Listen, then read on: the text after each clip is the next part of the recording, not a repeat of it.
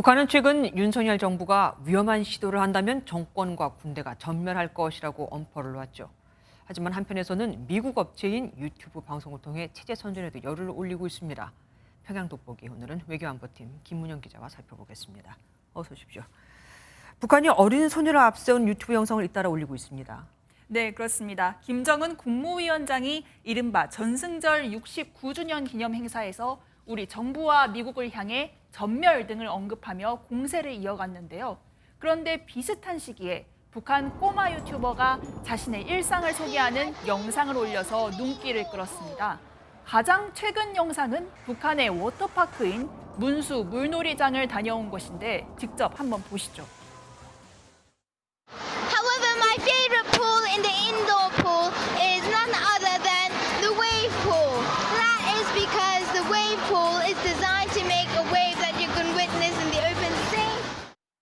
와, 물놀이 시설이 굉장히 좋네요. 그런데 북한에서는 인터넷을 자유롭게 사용할 수가 없잖아요. 이 영상을 찍은 소녀는 누굽니까?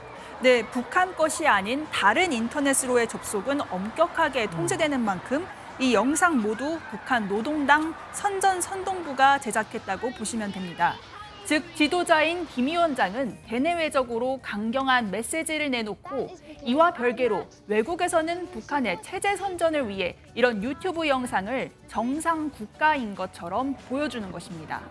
영국식 영어도 자연스럽게 구사하는 이 어린 11살 소녀는 태영호 국민의힘 의원에 따르면 런던에서 함께 일했던 북한 외교관의 딸인 것으로 전해졌습니다. 항일 운동을 한 빨치산 1세대 리을설의 외증손녀이기도 한데 요즘 말로 하면 금수저인 셈입니다. 예. 코로나19 격리 경험을 설명한 장면도 보시죠. 때마침 집으로 군의관이 약을 배달해온 모습을 포착했다는 듯이 보여주기도 하고요. 얼마나 나라가 잘 보살펴주는지도 열변합니다.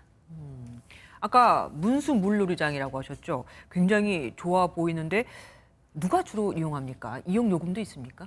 네, 궁금해서 찾아봤는데요. 문수 물놀이장은 평양의 기관, 군 그리고 당의 간부들이라면 공짜나 다름없는 요금으로 이용할 수 있습니다. 네. 문제는 그렇지 않은 사람은 이 국정 가격의 100배에 달하는 암표 가격, 북한 말로는 합의제 가격이라고 하는데 이 합의제 가격으로 이용 티켓을 구해야 한다는 겁니다. 북한 전문가에 따르면 전체 표의 10%만 평양 기관과 군부대 등에 제공이 되고 나머지 90%는 암표로 시장에서 판매가 되는데 일반인 월급의 그러니까 월급의 5배에서 최대 10배 수준으로 매우 비싼 것으로 한 장이요? 전해졌습니다. 네, 그렇습니다. 암표다 보니까 야매로 시기별로 보통은 그저 쌀 한 5kg나 6kg 정도의 가격을 두려야 입장할 수가 있거든요. 쌀 몇 킬로를 팔아서 문수물놀이장에서 여유를 즐길 수 있는 정도의 그 재력이나 능력이 있어야 갈 수 있다. 그 쌀 가격을 월급으로 환산해 보니 네. 그랬고요. 또 장마당 등을 통해서 월급보다 소액의 돈을 좀 더 번다고 해도 수영복 대여 비용 등도 안에서 추가로 들어가 부담이 상당합니다. 애초에 북한에서는 피서라는 표현조차 낯섭니다. 여름에는 토목공사와 농사일 등으로 바쁘기 때문에 1년의 휴가는 주로 겨울에 많이 쓴다고 하고요. 네. 여름에는 선풍기와 오이냉국으로 더위를 그저 식힌다고 합니다. 와, 4명이 4인 가족이 물놀이 갔다가는 아주 기둥불이 뽑히겠습니다. 그런데 유튜브는 아시다시피 미국 회사 구글이 운영하고 있지 않습니까? 네. 주적이라고 부르는 북한이 유튜브를 이용하는데 뭔가 좀 앞뒤가 안 맞는 것 같아요. 네, 북한은 유튜브에 과거 조선의 오늘 또 우리 민족끼리 이런 노골적인 영상을 올리다가 잇따라 폐쇄된 적이 있고요. 네. 이제는 아이와 여성을 앞세우고 있습니다. 과거 2020년에 은하라는 계정이 완곡한 형태의 체제 선전을 했는데 이마저 구글 서비스 위반으로 폐쇄되자 새 방법을 찾고 있는 건데요. 폐쇄가 되면 뉴자를 붙여서 새 채널을 파는 방식으로 2년째 안정적으로 운영되는 채널도 있고요. 최근 대외용 영상의 공통점은 김정은 또는 노동당 관련 언급을 아예 생략하는 것이 특징입니다.